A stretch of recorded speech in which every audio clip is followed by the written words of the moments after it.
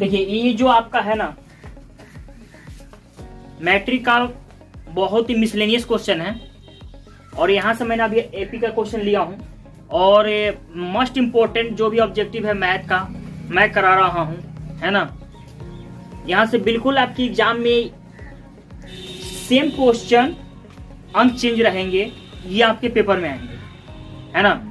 तो दोस्तों देखिएगा, इस क्वेश्चन का क्या कह रहा है कि समांतर श्रेणी का 15वां पद। तो हम जानते हैं कि कोई भी पद अगर पूछता है तो उसमें क्या करते हैं, ए में उससे एक कम पद को जोड़ देते हैं, तो मेरा क्या निकल जाता है, यानी डी मुझे ज्ञात करना होगा। यानी इसका 15वां पद पूछ रहा है, यानी ए प्लस 14d, क्या कोई 32वां पद पूछ देगा तो ए प्लस कितना हो जाएगा 31वां।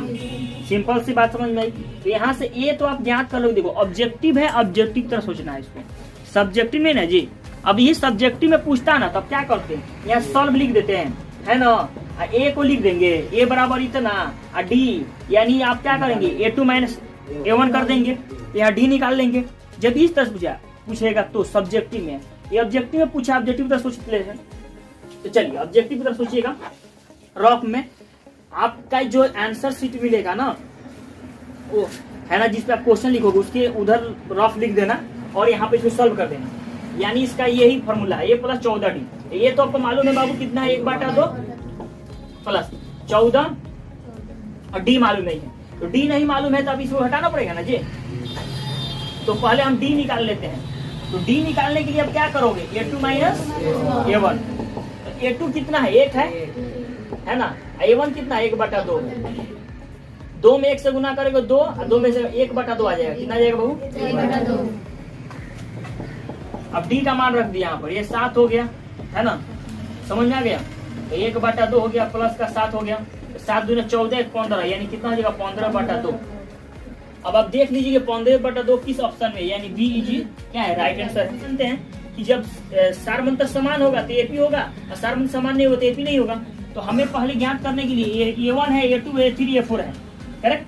तो हम क्या करेंगे, सारमंतर D1 निकालने के लिए A2 माइनस A1 कर देंगे।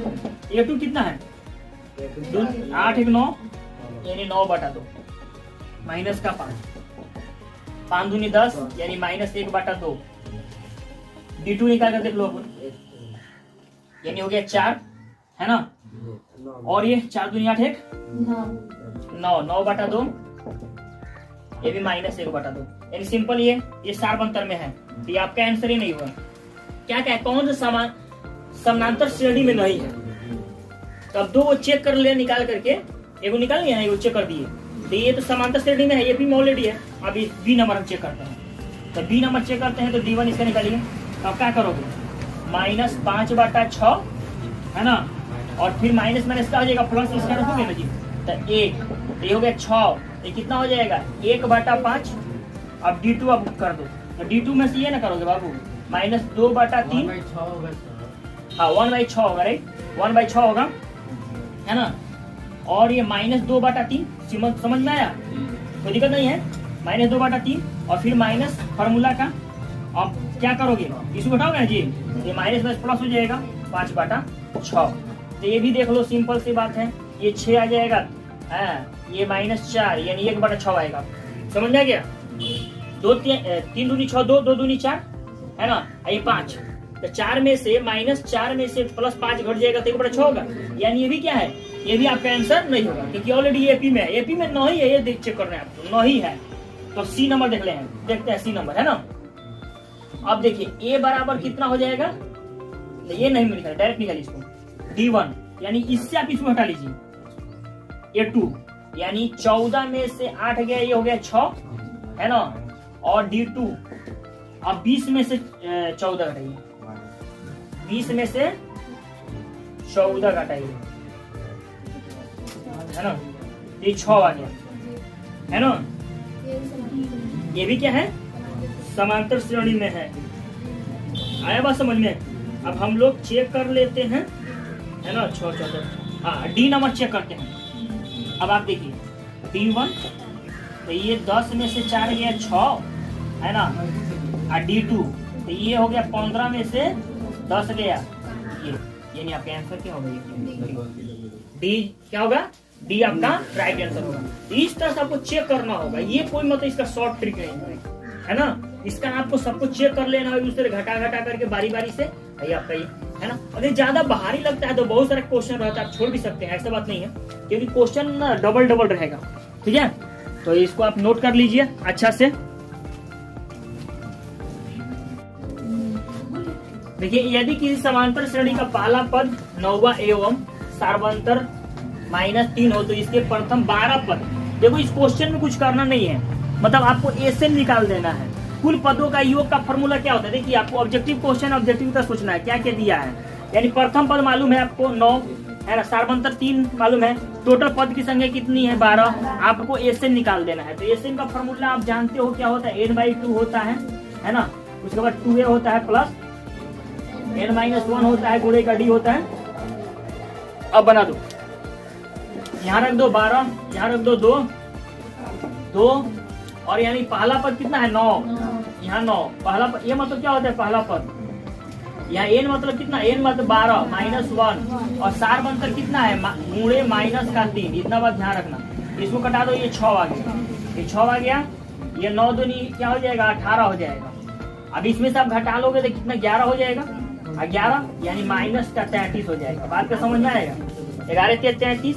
अब आप घटाओगे ना दोस्तों, ये माइनस हो, देखो ये 6 का 6 होगा गुणे, अब इसे घटा लो तो ये हो गया 13, 13 में से 8 गया 5 है, ये हो गया 1 माइनस का, अब ये माइनस का 90 आ गया। देखो आंसर आपका है ना, बिल्कुल राइट आंसर है जी, है ना ऑप्शन, ये सब सी इसका आंसर हो जाएगा है ना। ऑप्शन दिया था भाई, ऑप्शन दिया था, ऑप्शन आपका था इसमें। इसको ऐसे क्वेश्चन को बना लीजिएगा बाबू, है ना। कहीं भी दिक्कत हो तो आप कमेंट बॉक्स में जरूर बताइएगा। वैसे मेरे ऑफलाइन भी बच्चे पढ़ रहे हैं, आपको भी कोई दिक्कत हो तो बताइए भाई, ठीक है। इसका राइट आंसर सीखो। हाँ सही बात है, आप सबको दिक्कत हो तो बोलिए। देखिए क्वेश्चन कितना आसान है, इसमें पहले इस सब क्वेश्चन में क्या किया, ऑब्जेक्टिव क्वेश्चन है ना जी।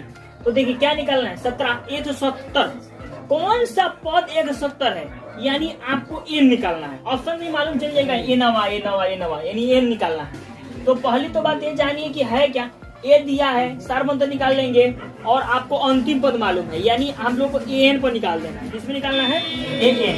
तो ए एन आपका ये हो जाएगा एन, है ना। ए एन का फॉर्मूला क्या होता है, ए प्लस n-1 गुणे का डी। तो देखिए एन आपको मालूम है 170, ए मालूम है 17, एन नहीं मालूम है, तो भैया जैसे का तैसे को रहने दो। और डी रही बात आपको, डी देखो है ना, आपको डी कितना दिया है यहाँ पर, देखो सार्वंतर कितना का हो रहा है, 17 × 34 यानी 17 का अंतर है, दिक्कत नहीं होनी चाहिए। तो आप क्या कर सकते हो, ध्यान से बात को समझे, ध्यान से। ये 17 को आप चाहे 17 से मल्टीप्लाई करो, जो भी करना चाहते हो, इसको पहले उधर भेज दो, इसको भेज दो इधर, उसके बाद भी कर सकते हो, बना सकते हो। नहीं तो देख लीजिए 170 17 से मल्टीप्लाई कर दोगे, ये हो जाएगा 17 और प्लस 17n माइनस के 17, तो प्लस माइनस इधर है तो घट गया जी, या कट गया। 17 को कर दीजिए तो n बराबर कितना आ जाएगा 10, 17 से कट जाएगा। तो यानी देख लीजिए ऑप्शन कौन, ऑप्शन बी आपका क्या होगा, सही आंसर होगा। अब देखिए ये कितना आसान क्वेश्चन है, कह रहे समांतर श्रेणी में, है ना, लास्ट पद अंतिम पद आपको कितना दिया है 6। देखिएगा इस क्वेश्चन में, है ना। अब बात को समझिएगा थोड़ा सा, इस क्वेश्चन समझिएगा, करेंगे कैसे। ये क्या दिया है आपको? प्रथम पद मालूम है, अंतिम पद मालूम है, पदों की संख्या पूछ रहा है। क्या पूछ रहा है? पदों की संख्या है। हाँ, तो आप यहाँ पर क्या करोगे? इसका 6 रख दोगे। अब इससे घटाओगे ना, ये 2 - a1, तो यहाँ क्या हो जाएगा? -20, 51 प्लस n - 1, यहाँ ये b की जगह क्या हो जाएगा? -3। तो माइनस से करोगे तो माइनस और प्लस वाला क्या हो जाता है? माइनस। आप 51 है ना, इसको भेज दो तो ये घट जाएगा, तो कितना हो जाएगा? यानी आपका आ जाएगा 50। देखो 6 - 51, 3 से इसमें करो तो क्या हो जाएगा? -3n और +3। समझ में गया? अब घटाओ तो कितना हो जाएगा? ये 45 देगा, -45 इधर भेजो, प्लस इधर माइनस, तो -48 हो गया। और ये 3 है, -3 है, माइनस से माइनस खत्म, 3 से कटा दो, 3 एकम 3, ये हो जाएगा है ना 3 से 18, इसलिए बराबर कितना आ गया? यानी B is right answer. B क्या होगा? इसका सही आंसर होगा। अब देखिए 0 और 50 के बीच विषम संख्या, आपको कुछ नहीं किया, इसमें 2 से भाग कर दो, बस इसका आंसर आ जाएगा 25। समझ में आया? आप 0 और क्या बोल रहा है? 50 के बीच विषम संख्या कितनी होंगी? तो 25 होंगी, है ना? आप 2 से इसमें भाग कर देना। यहाँ तक समझ में आ गया होगा?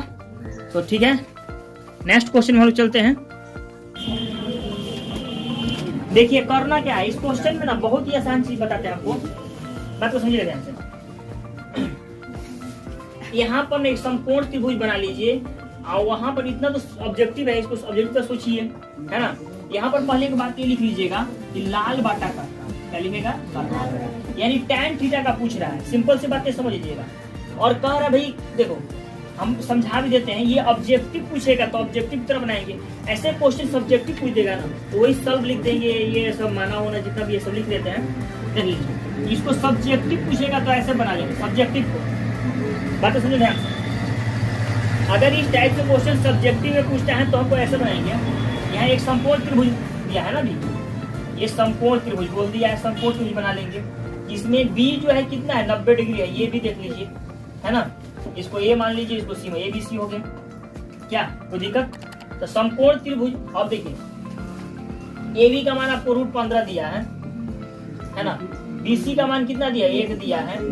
और भाई ये तो सबका मान दे दिया है, इसको आप कुछ करना ही नहीं है ना? ये बस आपको कुछ करना नहीं है, tan थीटा का केवल फार्मूला रख दो, तुम्हारा क्वेश्चन बन गया। इसको ऑब्जेक्टिव, ये ऑब्जेक्टिव में पूछेगा इस टाइप का। हम समझे कि होगा नहीं दिया है, अगर नहीं दिया रहता ना तब वो पूछ सकता था ऑब्जेक्टिव में इस टाइप से। सबका मान दे दिया, आपको रख देना है। तो tan थीटा क्या होता है? लाल लंब और आधार होता है। तो tan इसके सामने का ये क्या हो जाएगा? ये लंब हो जाएगा, लंब 1 हो गया। आधार कितना हो जाएगा? √15।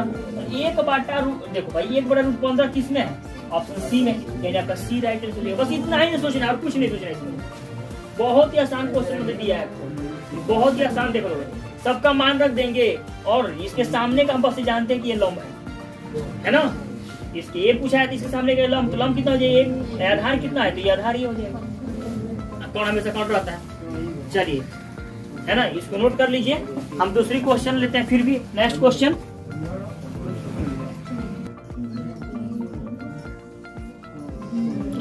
देखिए, क्वेश्चन ये भी क्वेश्चन जो है ना आसान क्वेश्चन है, थोड़ा सा सोचना है। अब यहाँ पर कॉसेक थीटा का वैल्यू आपको दे दिया है, के दे दिया है, तो आपको कॉस थीटा का मान पूछ रहा है। तो देखिए ध्यान से, कुछ तो दिमाग में लॉजिक लगाना पड़ेगा भाई।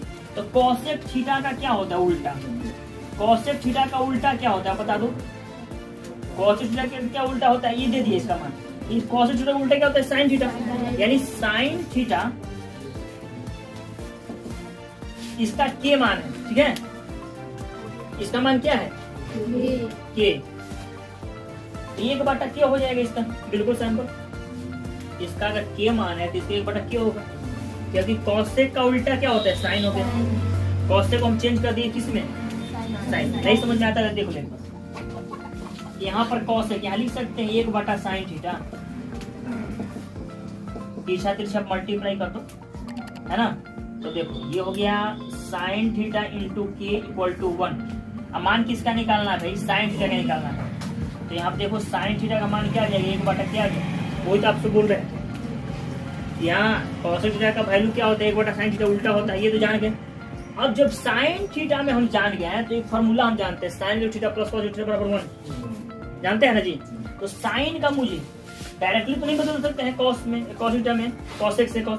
अब इसका देखिए, तो यहाँ पर हम लोग फॉर्मूला जानते हैं sin थीटा के बराबर ये अंडर रूट, क्या जानते हैं, अंडर रूट है ना 1 माइनस, देखिएगा ध्यान से, और अंडर रूट 1 माइनस, यहाँ पर cos मिलाना है ना जी, cos के तो साइन में आ गया।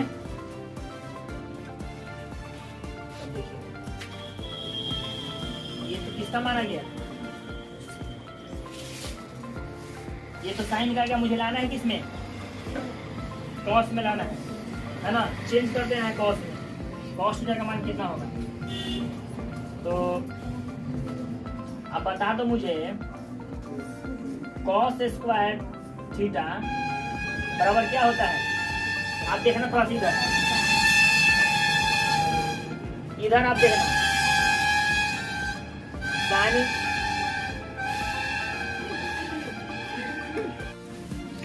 देखिएगा, मतलब यहाँ फॉर्मूला जानते हैं sine square theta plus cos square theta equal to 1। तो भाई हम जानते हैं कि cos स्क्वायर थीटा बराबर होता है 1 माइनस साइन स्क्वायर थीटा, होता है कि नहीं होता बताओ हैं? अगर यहाँ केवल cos थीटा का मान हो सकता है under root 1 minus sine square theta, क्या बाबू कोई दिक्कत है? बस बस बस बस बस यही आपका ये तो फॉर्मूला मैंने याद दिलवाया, आप ये फॉर्मूला रख लेना है ना। ये अब आपको साइन का मान तो मालूम चल गया है ना दोस्त, कितना है 1/k, तो 1 माइनस 1/k का होल स्क्वायर। देखो अब तिरछा यहाँ पर देखो ध्यान से, पहले बात समझो, यहाँ पे आप 1 माइनस